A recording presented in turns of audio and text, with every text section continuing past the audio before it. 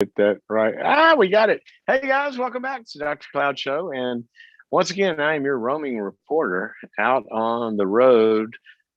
I can't sing, but on the road again. Anyway, this is my travel season. So I got a lot of it and have had a lot of it, but thank you for joining me wherever I've landed. And it's good to have you back, and some of you, hopefully, for the first time.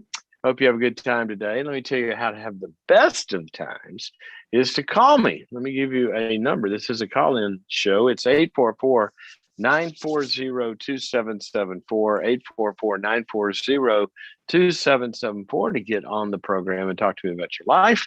This is the show where we talk about life and not everything. I mean, we don't talk about how to fix your car, even though no, I couldn't do that. But I do know a few things about one little particular area of life, and that's kind of things that psychologists deal with, and things like, your clinical issues and your relationship issues and your reaching your goals issues and happiness and sadness and lions and tigers and bears. Oh my, all that kind of goblins out there that life has for us. We talk about that here. And I want you to call me. And when you call me, we talk about it. And the cool thing about this program is a shout out to all of you who join us on Facebook and YouTube and Instagram and even writing in from the podcast. There is a community. When you join this program, you are joining a pretty cool club, because there are a lot of people in this club that are deeply involved in growth. And I love how you comment with each other and support each other. After somebody calls in, or what's going on the show, or somebody posts something on Facebook or Instagram or wherever, you join in and you help, you share your collective wisdom. And we have a pool of wisdom in this audience, a lot of experience. So thank you for being who you are. Okay, quick announcement. Again, we have the Art of Confrontation coming up September 28th. Sign up by going to boundaries.me/confront. And this is where we're going to be talking about literally the art of confrontation. When do you confront somebody? When is it wise to not confront that person? How do you do it? What ways can you do it that will actually make it worse? What ways can you do it that will make it worse for you and better for the person that you're confronting in a bad way? What increases the problem? What decreases the problem? When you need to run for cover, when you need to lean into it. When should you have hope? When should you not? All those things. We're going to be talking about the science that goes into it. There's a lot of science behind this. We're going to talk about the faith elements that go into it. We're going to be talking about the wisdom skills. And so that is coming up, 2-hour webinar right here. You and me. Well, actually, maybe more than you, because you can invite a group or your small group from, maybe you have a small group you go through life with, or a prayer group, or Bible study, or a social club, or your baseball team, or whatever it is, where people have meaningful conversations where they have to discuss and confront issues in their lives. Put it up on the iPad or the computer, or I don't know, shoot it to your TV and get a whole group of people over there. Have a little mini seminar in your house. And then I'm going to be with it. You get included some materials. It's going to be a pretty annotated, pretty specific outline to go with this that you can use in a growth path. If you can't be there live, you stream it after as many times as you want. Go to boundaries.me/confront to sign up.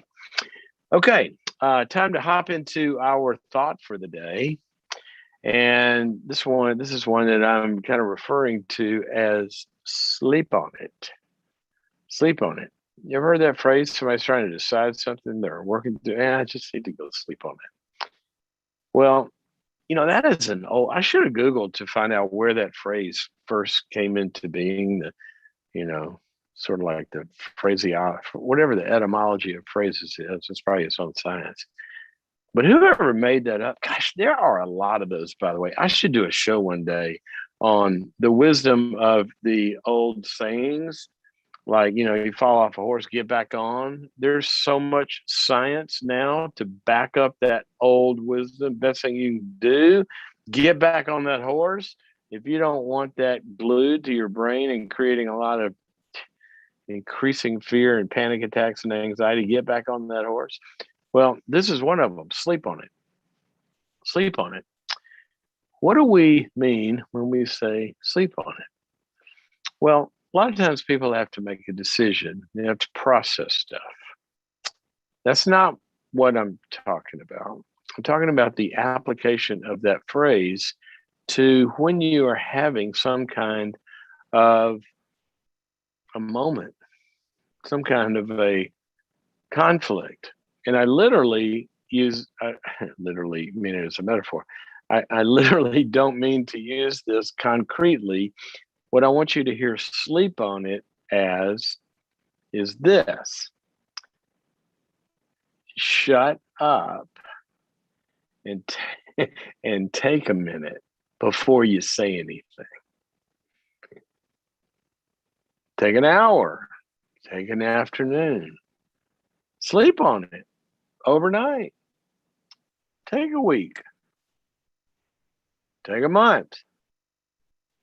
But here is the principle, and I've seen this over and over and over and over again. In fact, I just had a extremely high performing corporate leader tell the team a great example of where he saw this in his work, that somebody had said something to him and an idea, and he just felt like he found himself getting territorial and defensive and then, but he didn't say anything. And then he said he didn't have a chance to come back at the guy, and he was pretty bugged and pretty mad. He didn't say anything, didn't have a chance. And then he went home and he said, I slept on it. I woke up the next morning, I was thinking, he does have a point. If I look at it from his perspective, that, there's some truth to that. Okay. And he handled it totally differently. And then I was talking with the two of them of how they just got to a great conclusion to this conflict, a great conclusion to the conflict. Why? Well, that's the value of sleep on it. Now, here's what that moment does. And I want you to think about this in an array of different scenarios. One is you get blindsided with a confrontation you weren't ready for, okay? You didn't expect. Or maybe it even hits a sensitive area. Well, immediately we're going to go into either hurt or, some kind of threat or fight or flight, something, and we get defensive or we get hurt. We can't really think, whatever it is. But the last thing we're doing is assimilating and accommodating the information that we just got. Well, when we're feeling that way and we're feeling, defensive or want to get our idea in there, something quick, but there's an agitation to it. There's something is aroused in us. Here's what I want you to understand, that wise person I heard share this earlier understood or learned. In that state of arousal, when somebody's bugging you and you want to come back and you get defensive or you want to argue or you want to convince them, in that moment, you might as well have hit freeze on time, taken your adult self, sent them home, and brought in your 3-year-old self to negotiate that problem with you. Now, here's what I mean by that. When you're feeling, you get a little amped up, your IQ drops because you don't have access to the smarter parts of your brain. Because fight or flight is kicked in, you're taking a cortisol shower, you got adrenaline, all of this. And as that ramps up, your thinking brain goes down. And you have less access to choices of different ways to respond. You have less access to the judgment aspects of your brain. You have less access to the linear thinking part of your brain that thinks, well, this is how we're going to get through this conflict. There's 3 or 4 steps to this. You have less access to regulatory functions in your brain, impulse control, and have some unexpressed thoughts. And don't say this, say it this, but say it in this way. All of those things that make for a good resolution of something, you don't have available to you in that moment if you're feeling amped up. The way your brain works. That's why when they train special ops, they put them through so many iterations of what possibly could happen to them that they're not amped up at all. They know how to handle it, and they handle it, and they have great strategic thinking in that moment, unlike us when we're surprised by something. So, what's the answer? Well, number one is have less triggers inside, right? The more we are offendable, I always say one of the greatest things you can do in your life is to become the least offendable person that you can be. The strongest people don't take offense at everything. One of the problems with our culture today is everybody takes offense at everything. Now, there are some things that are offensive, but a lot of times people are, everybody's, I mean, even on the streets, and I mean, everybody's so touchy, right? So deal with our own kind of touchiness. We all have these buttons that can get pushed. Let's, go buttonless or whatever, more than work on that. The least offendable you are, the more effective you are. It's a big deal. Look at a bouncer in a bar, coolest cucumber in the room. Somebody come up and kind of try to pick a fight with them, they won't do it. They'll handle the situation very effectively. But some idiot at the bar, you can pick a fight with almost anybody, but they're not really that in charge. So the least offendable that we can be, that's one thing. But secondly, we all get offended in some way, that we get defensive or one of our buttons gets pushed or we get threatened or whatever. That's human. It's not good all the time, but it's human. And so what I'm saying at that moment,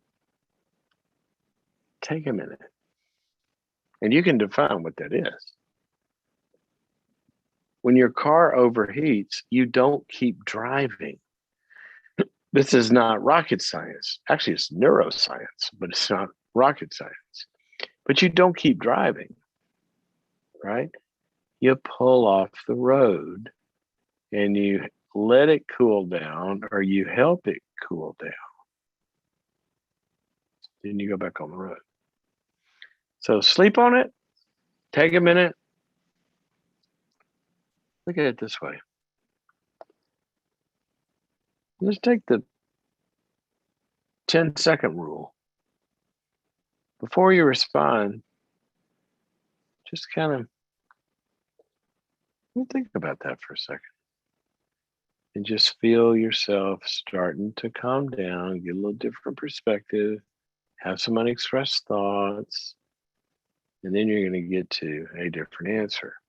Now, this can happen in your family, it can happen in your marriage. Kids can do this to you, or your spouse can do this to you, or your extended family can do this to you, or it can happen in work.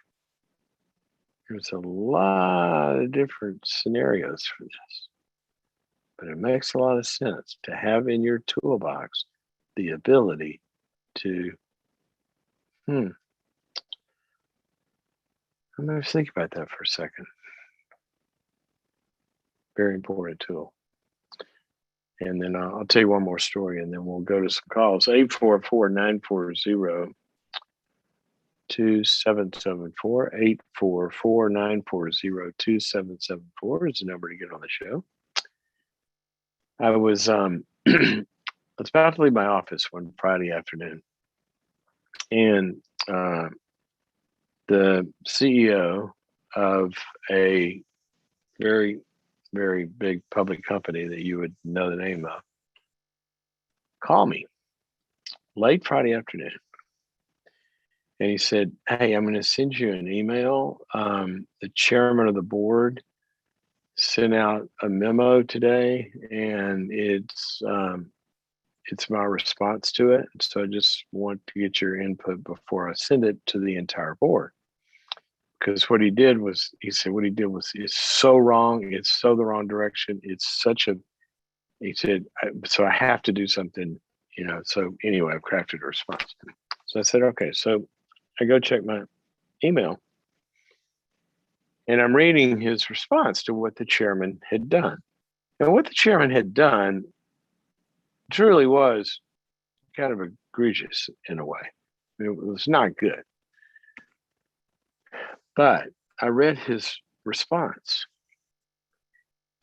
and I picked up the phone and I called him and I said, "Dude, shut down your computer and go skiing for the weekend and call me on Monday. Do not send that response to the board.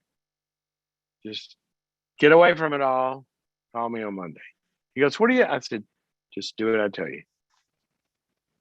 So he did. He calls me on Monday. He said,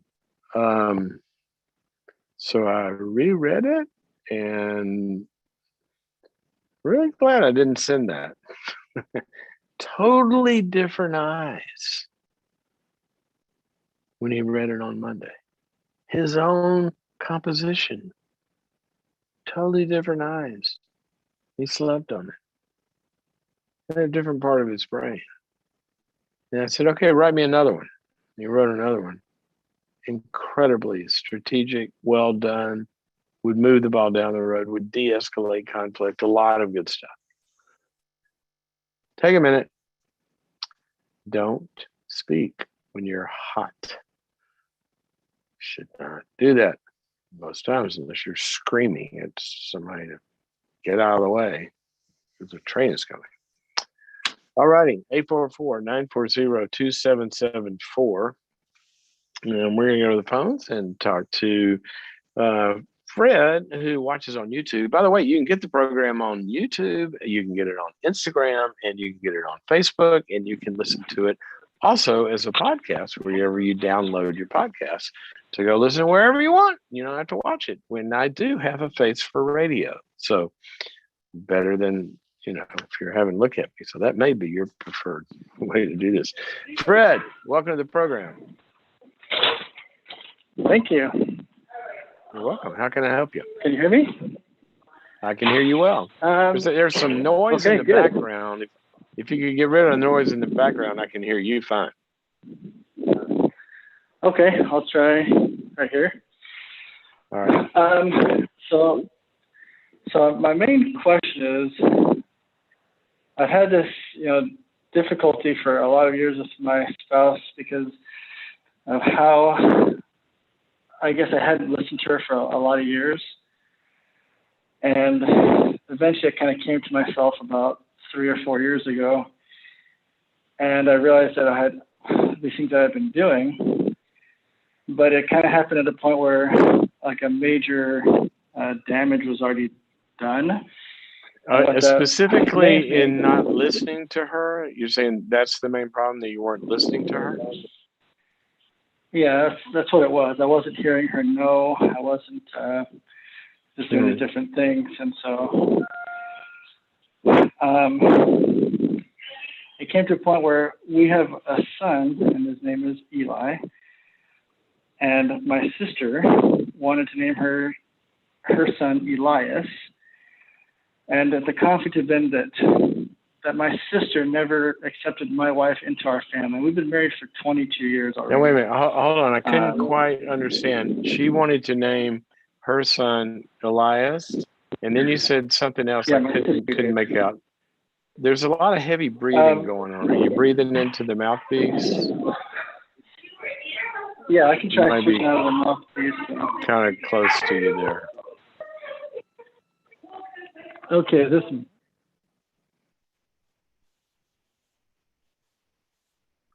Well, that solved the noise problem because now I can't hear you at all. Fred, do we get Fred? Okay. Just 1 second, Henry. Did we lose him? Yeah, we lost Fred. We lost Fred. Okay. I tell you what, I'm going to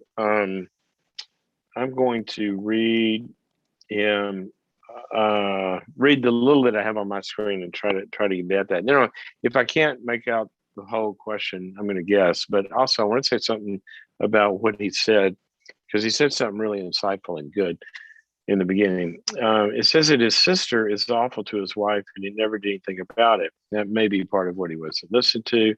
Daughter visited the sister, and they got along. Now the wife is holding a grudge against her daughter. What can I do to break down this wall? Boy, that's a tough one, the triangulation that happens. Let's start with the first thing he said. He said for a long time he didn't listen to his wife and didn't hear her no. Probably didn't hear some other things, right? Let me say this to everyone, okay, but specifically husbands. Because, and there's research to back this up, what happens a lot of times when wives are protesting something, and I don't mean protest in a bad way, you know, protest is when we say, I don't like something, right? We want something to stop, right? When people hit the streets and protest, there's something they're protesting against, and they want some harmful behavior to stop. So here's what happens. Something in the male brain. Oftentimes we'll hear that as an attack or criticism when it's not. What it is it's really a cry saying, you're hurting me. Ouch. It's like, ouch. That's all it is, an ouch. But when it's heard as persecution or criticism or whatever, then there's a rejection of it and a failure to listen and to hear. Here's what I say to husbands. Now, understand, and don't email with me. There are some of you that have attacking spouses that I'm not saying continue to enable that forever. That's not what I'm meaning here.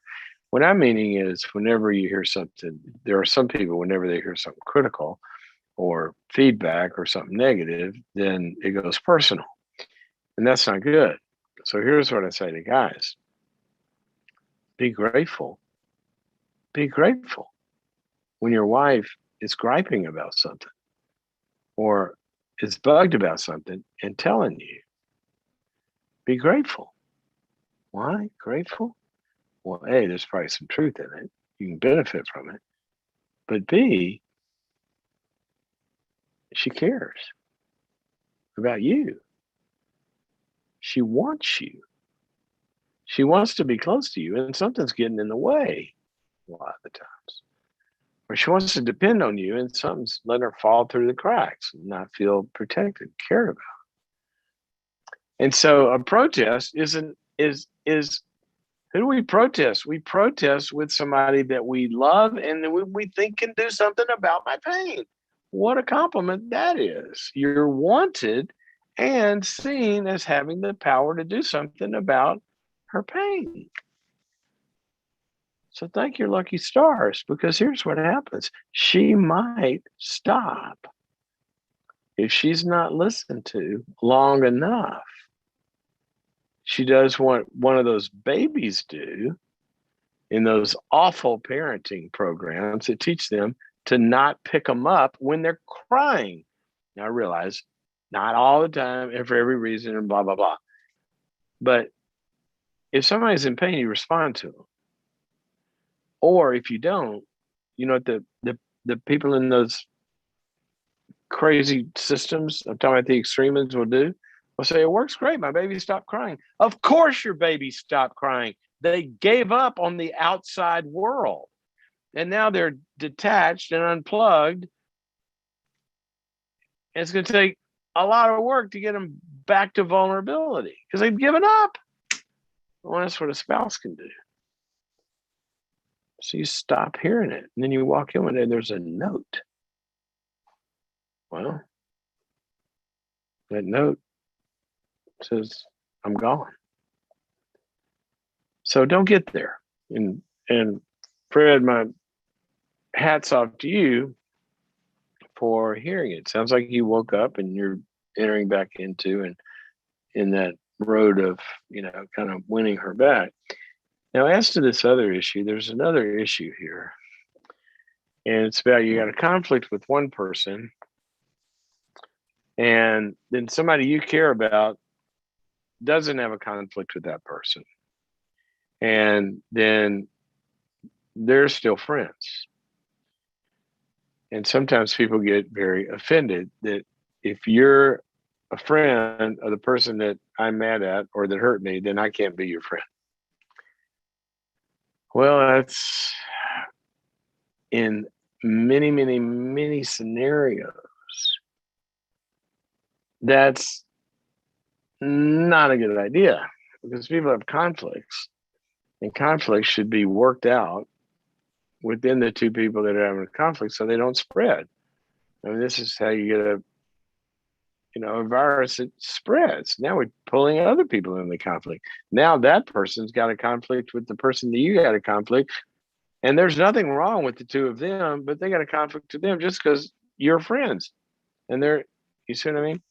Now, there are variations and exceptions to this, whereas sometimes what that third person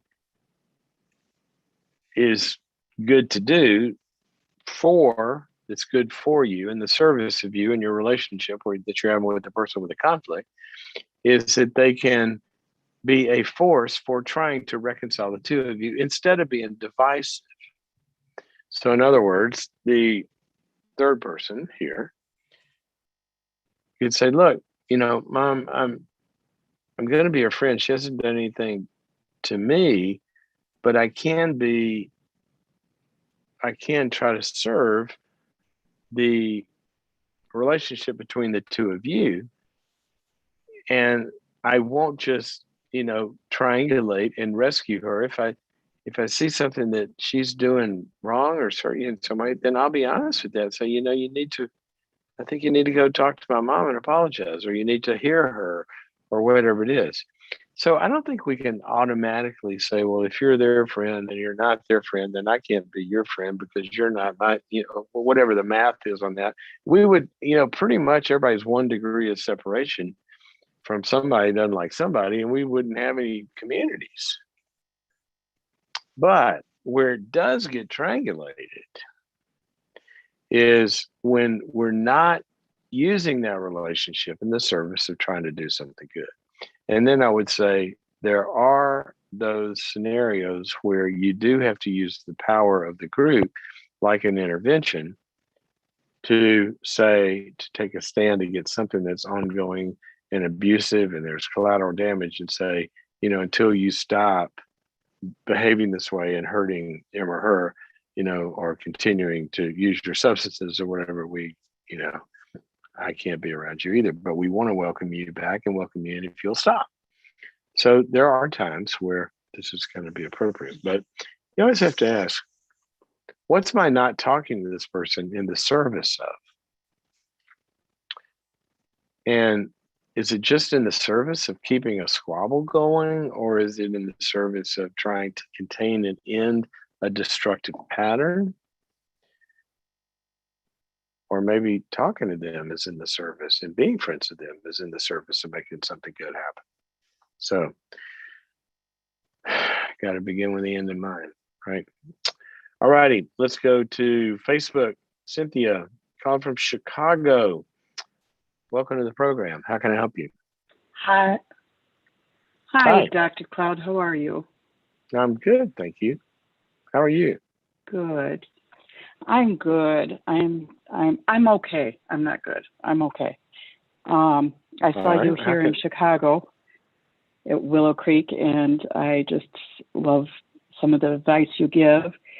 Thank you. And were you at the Global Leadership Summit? Is that where you saw me? No, I saw you at the church in Barrington. Barrington. Okay. So I had a few years back then. Okay. So tell me. Yeah. Tell me. What's going on? So By the way, I want I to shout out to realized, all my old pals back there. What a great bunch of people. Anyway, go ahead. oh, well, we just had a workshop on boundaries, and it was wonderful. But anyways, unfortunately, I didn't learn my boundaries until just recently. I've been trying to set them in place. I have a 35-year-old son who he's always been very irresponsible. He has a pattern of blaming everyone else and not taking responsibility for his problems. And I think one of my questions is, I've tried setting boundaries with him. He's verbally abusive to me and the whole family. I've tried setting boundaries and saying, I love you, this is not acceptable. I don't want to, you can't talk to me this way. And if you do, we're just not going to talk. That's a boundary. That it is a boundary. It's a little bit late. One of those boundaries I didn't set was the fact that he came to me not too long ago, and it was like he needed help. He doesn't hold a job for more than 3 months, and he never has money. He never has anything. He finally started his own business, and I helped him. He needed a truck. I co-signed for him. I know it's gotten to be a mess. Anyways, he started, generally speaking, if somebody is not responsible and they're a blamer, that's not a business that I invest in. I know. And it just can't succeed. Guess the thing, right? Did it fail? enabled him. No, he's still with it, but he's not paying his truck payments, and then it's not making it. I mean, a business that can't pay its bills, it's not doing well, right? So, yeah. Anyways, it's just predictable. That's all I'm saying. Whenever you're, whenever you're dealing with somebody whose predominant strategy in life is to blame, then it's very predictable what's going to happen to them. They're going to fail. In whether it's work or personally or clinically or anything else. It's just blame is a drug that we take to make us feel better that ruins our lives. Yeah. And I mean, he's so down and everything. And the question is, I really, as a mom, I am trying to set those boundaries and everything. He's, like I said, he's very verbally abusive, and I know I've got to do this. But I don't know what you mean though. When you say what do you have to do? What do you have to do that you haven't done? You've already said, look, if you're abusive to me, I can't talk to you, and you said you did that. So that should solve that until he's not abusive, right? So what is it? What other boundaries do you have to set that you're not setting? Well, I'm worried about him because the fact that recently he told us that he wanted to kill himself, and yet I still want to go and run to him and, I'm trying to help him or do something for him. Yesterday it happened to be that my son called did a wellness check on him, but he's so inside, I want to improve the relationship, and I guess that's my problem. How can I keep those boundaries and not talk to him? You want to improve? What is it? You want to improve his relationships? Is that what you said? I do want to improve the relationship I have with him. Yes. Oh, your relationship. But I know that right now. Yeah, but I know right now I can't until he gets some help, counseling or whatever. I know I can't help him. Right. So let me clear one thing up and then hold on to that thought and come back to me with it. But is he suicidal? Is he in danger? I don't know, because, that's what he texted. When did he text you that? When did he text you that? Yesterday. Was this before the wellness check? Yes. And then we had the police go over there and just check on him. And the he was police just very went. angry. The police went. Yeah. Oh, I thought Yeah. you said his brother went.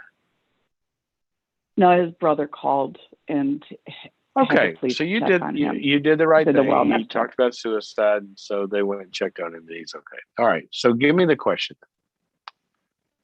Question is I want to keep with those boundaries. I need to keep with those boundaries. And yet as a mom, like with all this going on, how do I like not respond? How do I, as a mom, it's hard not to talk to somebody and reach out. I try not to engage in his outbursts or anything when he texts me. I don't respond.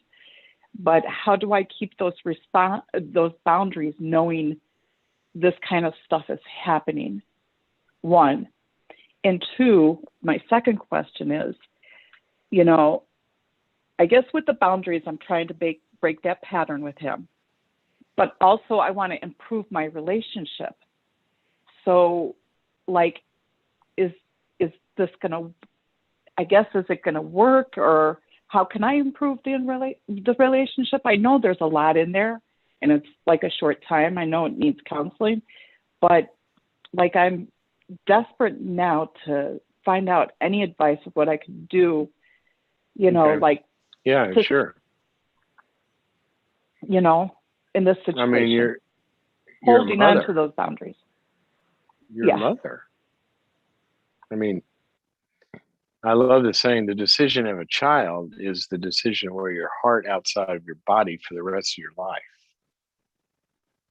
Right. It's pretty vulnerable. You have no control. It's outside of your body. He's out there on his own path, making his own choices, but your heart certainly, feels every misstep.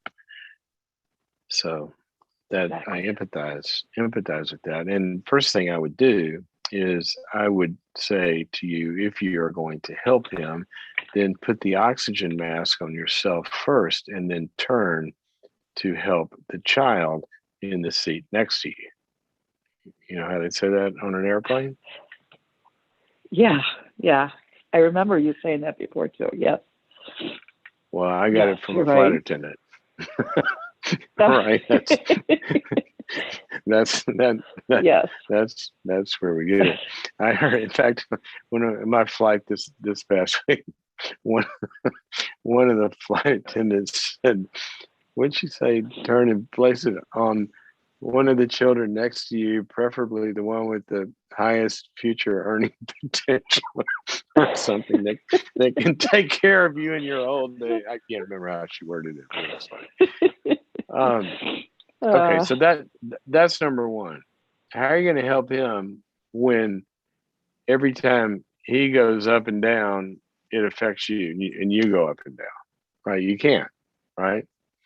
Think of if you are a surgeon and you're tethered to the blood pressure or the pulse or the bleeding of the patient on the table. And every time they do it, you do it. Well, how can a surgeon do anything if they're tethered to the ups and downs of the person that they're trying to help? You can't. Yeah. Right? So the first thing Yeah. is you got to get yourself stable. So what I would do is I would tell you, I want you to go see a counselor. Is he addicted? I don't think so. No. Okay. I don't even know at this point, but I don't think so.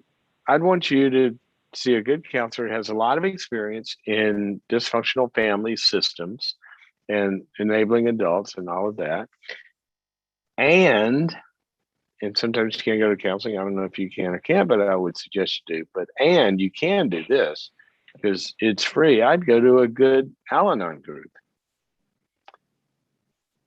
I'd go to a group. Yeah. People that love people that are out of control.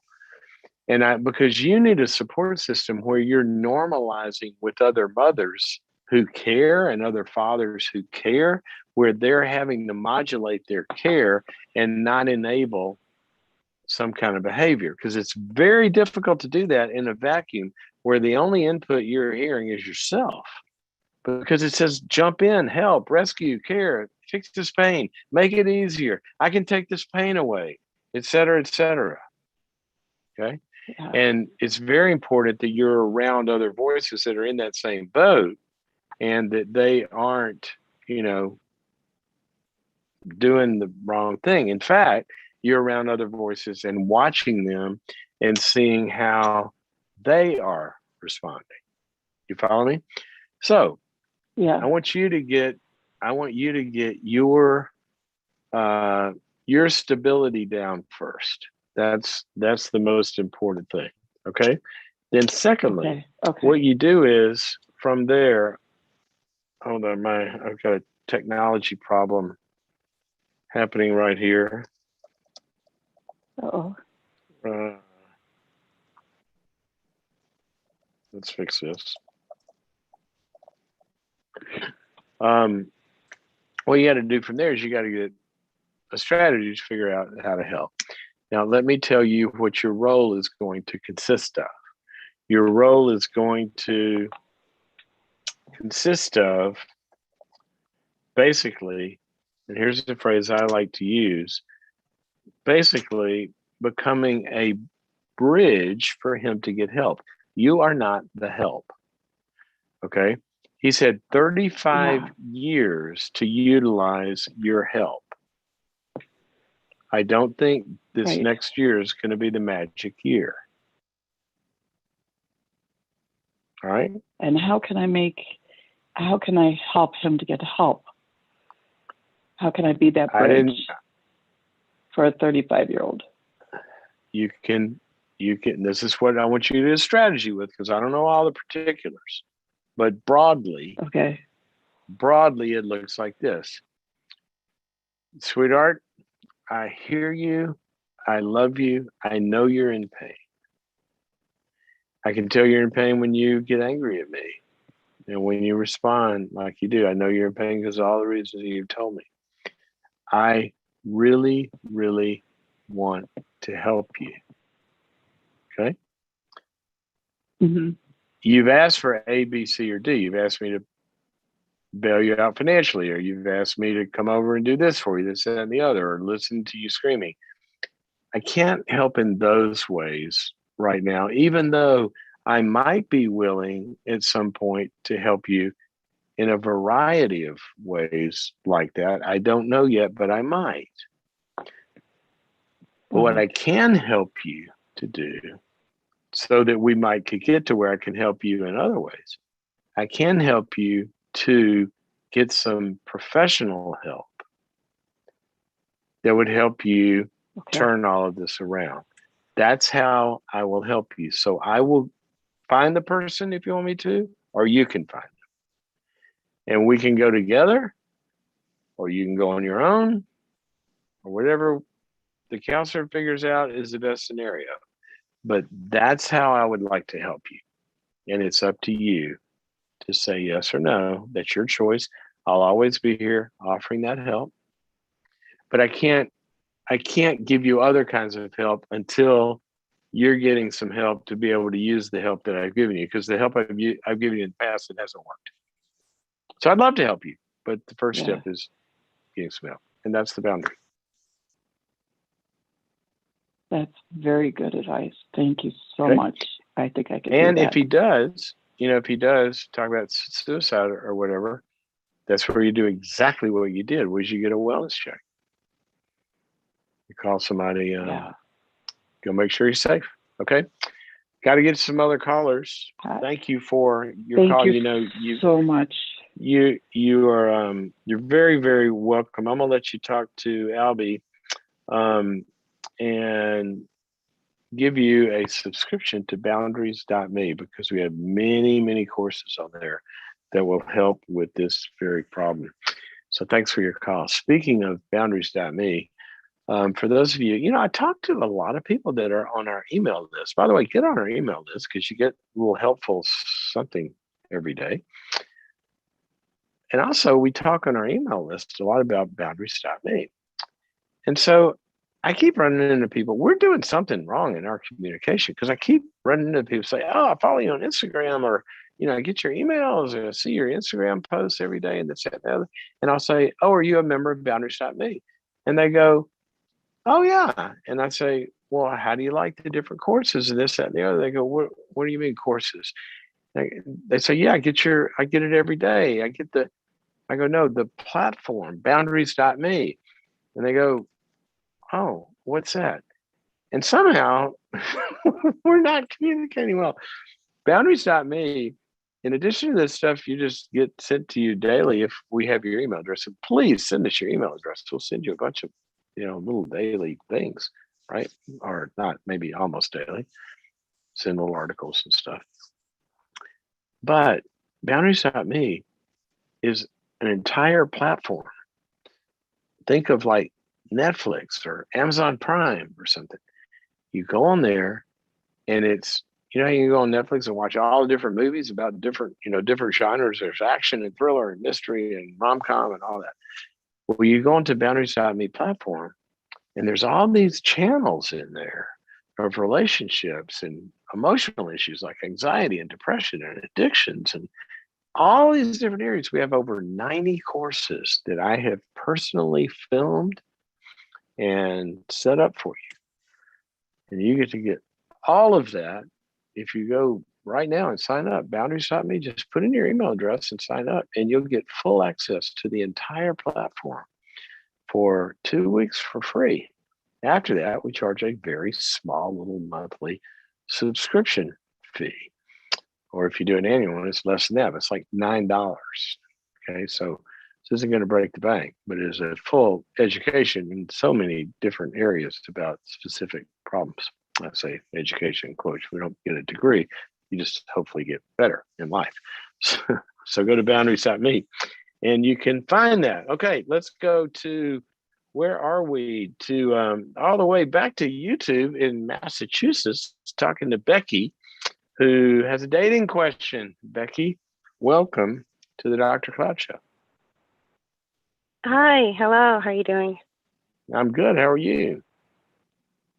I've been better. Oh, what's wrong? So my question is this. I was in a relationship. It was fairly new, but going very quickly and very seriously. And but there started to be some issues coming up. New, quickly, and seriously. That's a lot of heat. Those are three words that sometimes shouldn't go together in one sentence, but you did it. So tell me the deal. What happened and spell it out. So there's started to be some issues, with the ex-wife and the kids and things like that. And in most situations in my past dating lives, I've kept quiet and, just kind of dealt with things. But I felt like I needed to be honest and verbal in this relationship. So I brought it to his attention and let him know that it was bothering me and, what was bothering me. And I said it very calmly. And what was the it and how long were you together when you said it? What was the it that was bothering you? It was about 2 months. Okay, it was about 2 months. And, what was the at this point, the problem was that, the children were always on, there was no more dating. It was like the dating process lasted less than a week. And then it became, the children were always there because the ex-wife was always dropping them off. And they weren't small children. These were teenage children, but they were always on our dates. How many kids? No. Teenage, sorry. Not 8. How many? Just 2 How kids. Many? Just 2. 2. Okay, so 2 teenage kids that would be at his house every night. They would be on our dates. They came to dinners with us. They came to all our dates with us, Okay. And it was, it became like I was dating the family, and we hadn't even gotten to a point where we knew each other enough yet. And yet we were, having dinner every night with his mother and coffee in the morning with his mother. And, it was just a little Were y'all intense living for me. together? So, Were you living together? No. Huh? No. No? Okay, I No. was thinking how you have dinner and coffee. So you're not living together, Yeah, but you're spending early morning till late at night together with the whole family, including the yes, mother. exactly. Okay. And so I decided to speak of it. And when I did, his response was, well, I need to think about everything you said and I need to get back to you. And that was about 2 weeks ago. Oh, when I said take a minute, he's taking more than a minute. Yeah. So So you I haven't guess heard from I'm him? wondering, no, not at all. So I'm wondering, Not at I feel like all. not at all. And you said it just like you said it to me just then? You need to Correct. talk about this? Yep. Yeah. Okay, what's your question? So I wanted to know, I'm obviously very hurt and devastated. I felt worthless afterwards or like, unlovable. I'm, getting up there in age and I've been through several relationships kind of like this. And so I was like, what am I doing wrong? But my question is, How did you answer? should I How did you wait? answer that question? Hey, well, wait a minute. You've done this several times, and then you look in the mirror and say, Yeah. "What am I doing wrong?" What was your answer back to yourself in the mirror? Well, my answer was that I must not be worth or capable of a relationship because I've tried different strategies in each relationship to fix it and it never helps. So But I was each like, well, maybe it's relationship. just me. Wait a minute. Wait. Listen to the sentence you just said. I've tried different strategies in each relationship to fix it, which Hmm. says I continue to get in relationships that need fixing. Correct. Correct. So, Yes. may I say to you, with all due respect, that that was the wrong answer to your question. When you said, "What are you doing wrong?" you gave yourself the answer. I must not be lovable and I must not be good enough and I must be doing something wrong. Like somehow you're the problem, right? Yes. Okay, Correct. correct. Incorrect, but correct. Incorrect Yes. because you're playing a part in the problem.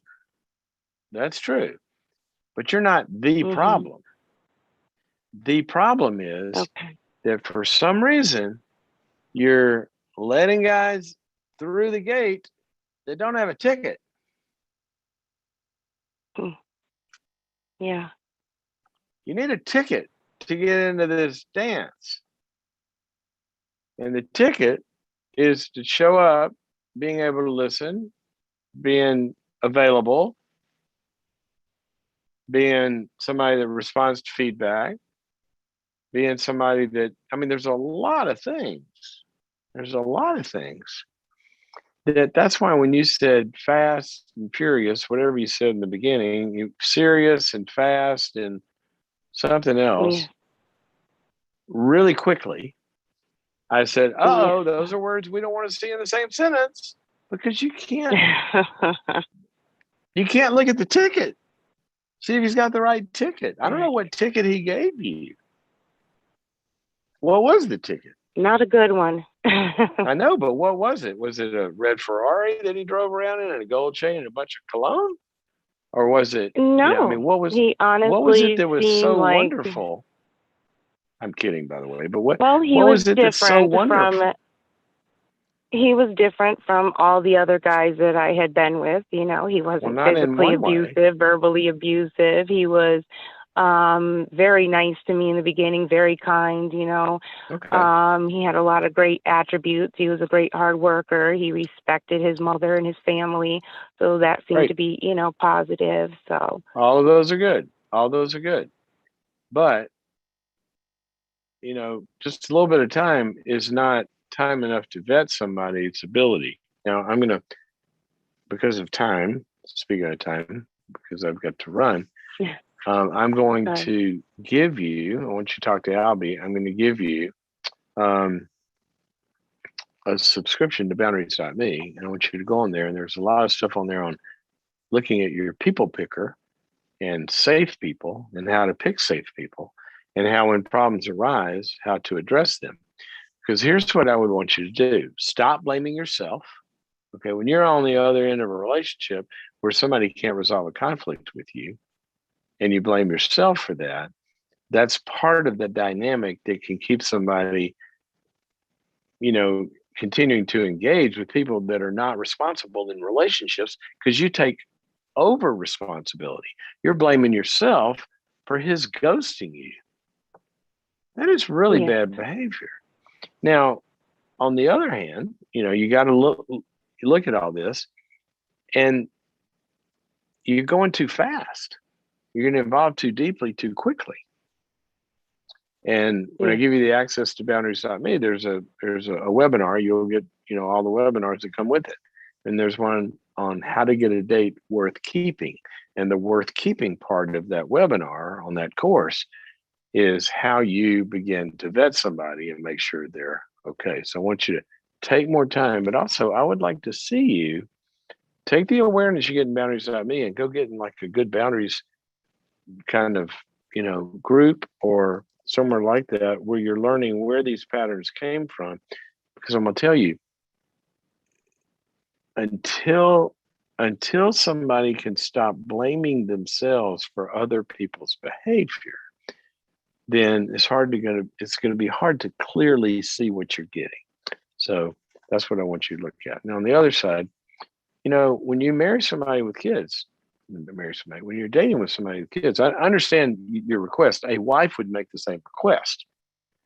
I mean, if we had 2 teenagers, and if I never took my wife out, and there were times apart when the teenagers weren't there, that's not an unreasonable thing that you're asking. If you're dating somebody, can we have some time alone? What is a good amount of time? When can you do time alone? When can you not? And you're also understanding when you're dating somebody with kids, they've got people they're committed to primarily that are in line before you. And so you got to weigh that, but that doesn't mean you can't work it out with somebody that's reasonable to work it out. If he ghosted you after that, then you might want to move on down the road and put the brakes on next time. This is why in my dating seminar, which I want all y'all to get if you're single, how to get a date worth keeping, you can get it by going to boundaries.me and looking at the store there. Gives you a lot of clues to how to put the brakes on while you got your foot on the gas too. You're going forward, but you're not like going too fast in the wrong road, down the wrong road, in the wrong direction. Okay, so check that out. Boundaries.me. Okay, got to run. Got to get to an event. While I'm out here on the road, remember, go to boundaries.me/confront to sign up for the Art of Confrontation. We talked about difficult conversations on this program today. Some difficult confrontations, with the sister and the daughter and the friend and the husband and all of that. And we got the difficulty of an adult son that you got to confront and hadn't been good. It didn't go well. And then you've got, who knows what's going on in that dating relationship. Confrontation is part of life. And if we don't know how, then we need to learn how. And that's what this webinar is going to teach you, the art of confrontation. Go to boundaries.me/confront to sign up. September 28th. If you can't watch it live, sign up now, and you can watch it after it appears, stream it whenever you want to. You don't have to be there live. Okay, guys, as always, you are the best tribe in the world to hang out with. Love it. I love that. That's why I go on the road and I can't not talk to you guys. I miss you. I weep throughout the night. Where are my pals? But at least we got to talk today. Okay, and I think pretty much I'll be able to talk to you tomorrow too. So let me hear from you. Okay. Later on. Bye-bye.